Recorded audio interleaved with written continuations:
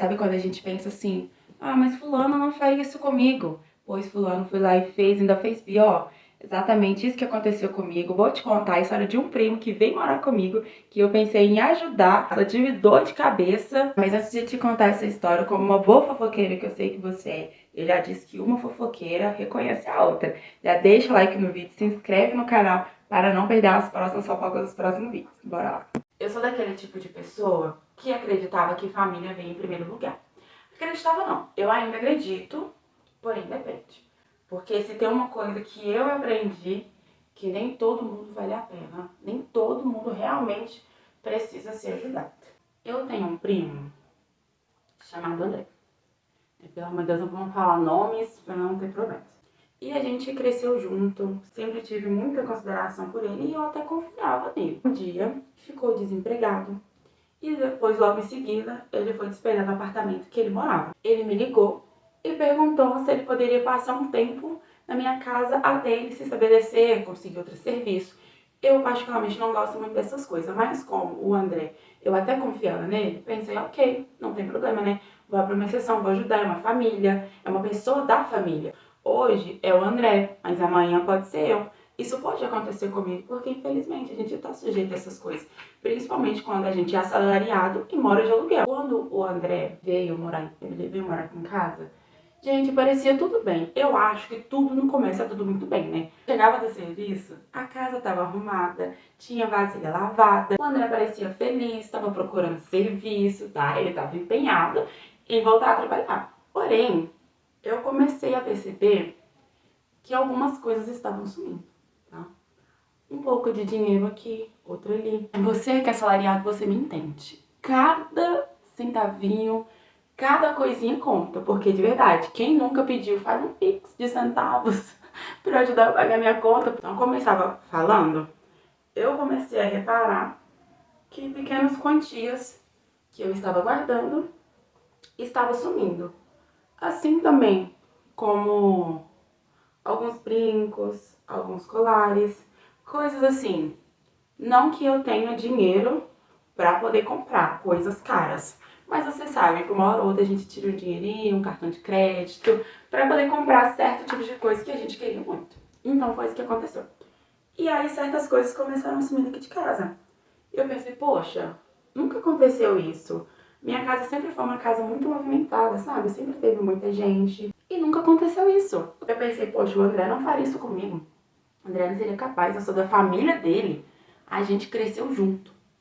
E aí, pra não ficar nesse disse-me-disse, que eu acho que foi você que fez, eu acho que foi fulano, vou colocar a câmera escondida aqui em casa. Coloquei as câmeras escondidas aqui em casa e não falei pra ninguém, né? Porque escondido já fala, né? Se eu falasse, não seria escondido. Eu queria falar pra alguém e depois ficar aquela situação chata. Então eu preferi ficar só entre eu e as vozes da minha cabeça, na verdade. E no meu serviço, eu trabalho sábados intercalar. Um sábado eu trabalho, no outro eu tô de folga. Instalei as câmeras e no sábado eu estava de folga. Porém, fingi que fui trabalhar. Acordei cedo, odiei, porque era o meu sábado de folga, então queria acordar tarde, né? É o mínimo.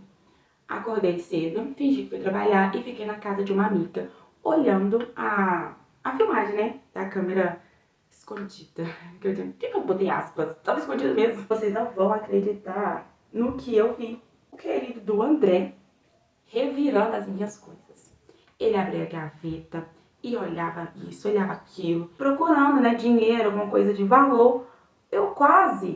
A minha vontade era de ir embora e ajudar ele a procurar, porque eu também estava precisando achar um dinheiro. Outro dia, acordei cedo e chamei a André para conversar. Já com as filmagens, né, da câmera de segurança, chamei a André pra conversar. Falei assim, André, eu tô precisando muito conversar com você, eu queria entender o que tá acontecendo.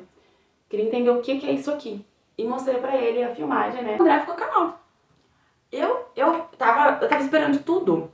Eu esperava que ele negasse, ou que ele admitisse, que assim, eu fiz isso mesmo, e sabe, eu tava esperando 1 milhão de coisas. E do nada, ele começa a chorar. Começa a chorar igual uma criança. Ele falou comigo que o que ele estava fazendo não era porque ele queria, mas ele estava sendo ameaçado por agiota, que ele pegou dinheiro com a agiota quando ele ficou desempregado para poder pagar as contas dele, que ele achou que ele conseguiria arrumar um emprego novamente, ele estava desesperado. E ele pediu que eu ajudasse ele. Ele praticamente implorou que eu ajudasse ele. Eu já tinha confiado nele, eu já tinha colocado ele na minha casa, confiei tudo a ele e ele simplesmente descartou tudo isso. Então eu fiquei sem saber o que eu fazia com o André. Só que eu não consigo ser uma pessoa ruim. Eu vou te ajudar, mas só dessa vez peço que você não me decepcione. Aí ele jurou, não vou te decepcionar jamais. Eu peço perdão por tudo que eu fiz a você. Vocês não vão acreditar. André arrumou um serviço, ele começou a trabalhar, começou a pagar as contas dele e eu fiquei muito feliz. Até que um dia, simplesmente, o André sumiu. Ele só sumiu. Ele não falou nada. Como uma boa curiosa, eu fui fuçar nas coisas dele, até porque ele deixou as coisas dele na minha casa. Então, as vozes da minha cabeça falou pra mim que eu tenho o direito de mexer sim. E eu fui lá e mexi.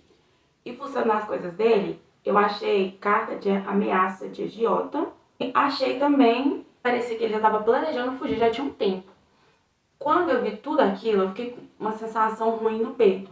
Porque eu não sabia se ele estava em perigo, ou se ele realmente tinha fugido por conta dos agiotas, ou se era tudo mentira. E aí eu chamei umas pessoas da família para conversar, para poder explicar o que tinha acontecido. E ninguém sabia dessa situação do André. Ninguém sabia. Para todo mundo da família, tava tudo perfeito, tava tudo bem. E eu fiquei incrédula, porque aquilo aconteceu comigo, eu não sabia o que fazer. Eu falei várias vezes que eu não sabia o que fazer, porque realmente eu não sabia o que fazer. Tô rindo agora, mas na hora eu fiquei desesperada, tá? Agora, antes de eu dar meu close final, porque iria fazer um close, né? Você acha que essa história realmente aconteceu? Ou você acha que é tudo mentira, tudo inventado? Conta pra mim que eu fiquei curiosa. Eu quero saber de você, o que você acha.